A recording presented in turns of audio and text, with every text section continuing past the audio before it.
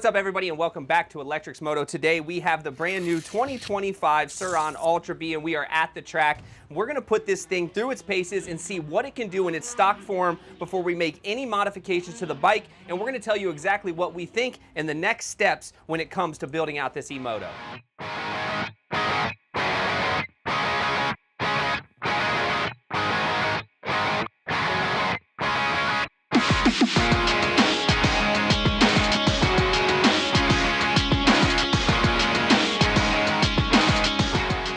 All right, so we are in the trailer because it is an absolute windstorm down here in southern Arizona, so this is the only place I can talk to you without having a ton of wind noise. Now, the 2025 Ultra Bee, we all know, comes with some minor upgrades, but how good are those upgrades actually? On my 24 Ultra Bee, I have a Cirrus suspension, I have drop pegs. The whole bike is built specifically to the way that I like to ride, but today we're gonna take this bike out, ride it in its stock form, and then we're gonna be able to talk about the things that we plan on changing. This 2025 Ultra Bee is going to be used for our company race bike. I paid for it with my own money. I got no special discounts, but I genuinely love this bike more than any e-moto on the market. And when I was able to finally get my hands on one, I had to take advantage of it.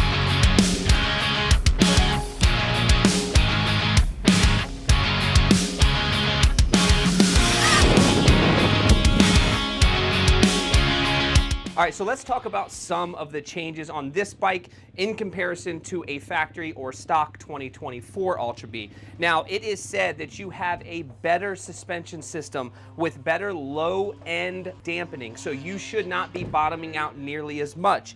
You have a 18-19 setup directly from the factory, and the previous version was a 19-19. You also have a much more meaty rear tire with about the same type of front tire that came on the 2024 version. You have 18 kilowatts of nominal power with a 21 kilowatt peak. Now, that 21 kilowatt peak is only in turbo mode. It only lasts for 10 seconds, so it's safe to say that this is actually an 18 kilowatt bike. Now, moving on from that, you have a 60 amp hour 74 volt battery. So you're running on the same 74 volt system, but you have an additional 5 amp hours in this version. Now, outside of that, you are really dealing with the same bike. You have the same brakes, same bars, same factory pegs. You do have definitely a better color scheme, but overall, this bike is very similar to the 24, but with some upgrades that everybody wanted, and I'm super happy that they listened and made the changes to this bike. What I want to do is take you guys out on the track, ride this bike. Now, I want you to be mindful, it is extremely windy, so there are not going to be any big jumps today. We have a couple of spots where the wind is at our back that we will try to take advantage of, but let's see what this thing can do in its factory form.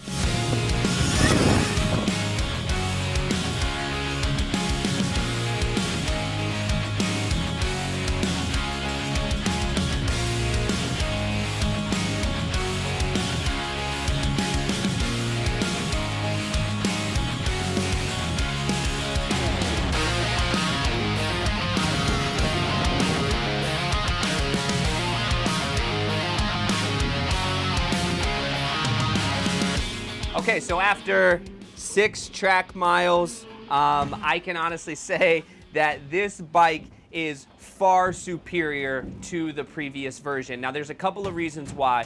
The front forks and the shock feel so much softer. They have so much more plushness. Now, that's really good if you're a woods rider, but not so good if you're taking this on a motocross track or any type of supercross track.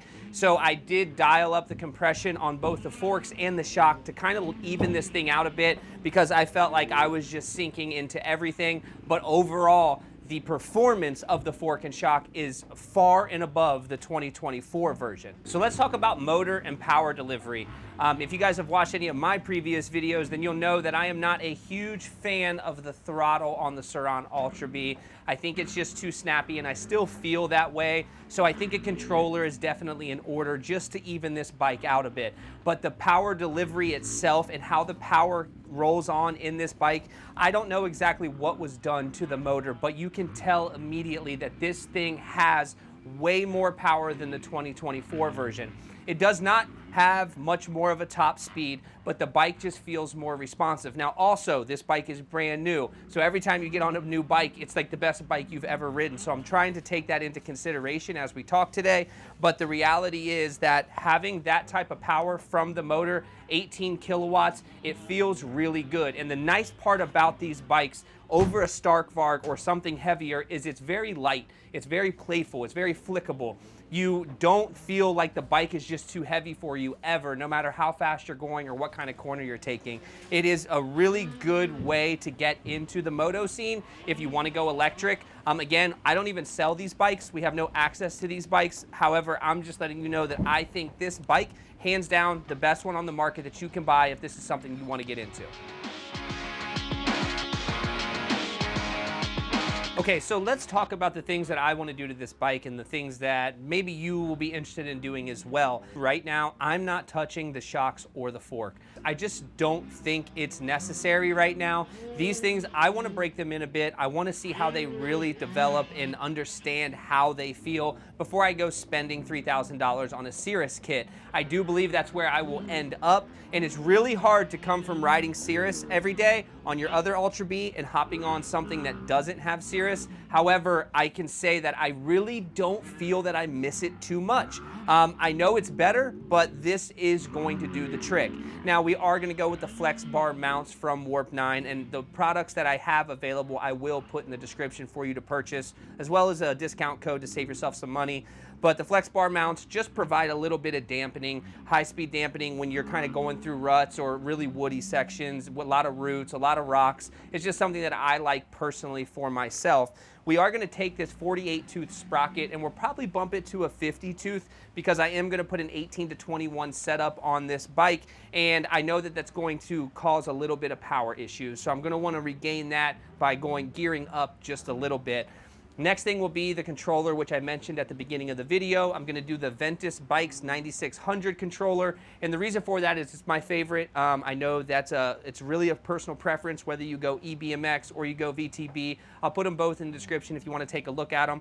For me, I prefer the way the throttle responds on the Ventus controller over the eBMX, so that's why I'm going that way. The 18 to 21 setup will be the KKE setup. I've ridden them on my previous Ultra Bee, the one that we still have, and I don't have any issues with those wheels whatsoever. So it's a way to save money and get a really well-performing wheel. I know some people have broken them, but if you're not hitting big gaps in casing stuff, you're probably not gonna break your wheel, so you should be fine with that. We are going to go with the Pro Taper tires on this one. The reason I'm doing that is because I've never tried them. They're brand new, and it's worth a shot to see how they perform to the type of riding that we do. Definitely give you guys some better feedback on a cheaper tire. I could see myself switching them eventually, but for right now, that'll work. And outside of that, we will be doing a chain, new pegs, drop brackets, just the stuff that we do to all of our bikes. And then this thing will be ready for the races and the trails that we intend to take it on this summer.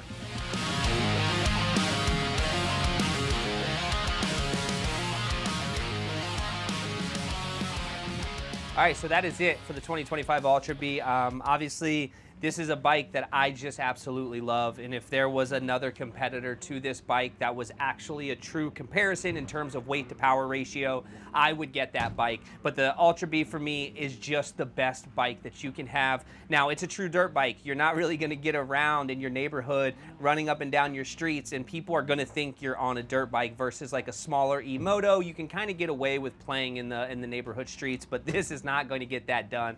So if you guys have any questions, concerns, or information, stuff that I missed, critiques on the video, or anything that we're doing here, we would love to hear from you. Like I said earlier, there will be a discount code in the description so you can save yourself some money on any of the things that you want to buy for your e-moto. And we're gonna go out, clock some more laps, and we'll see you guys on the next one.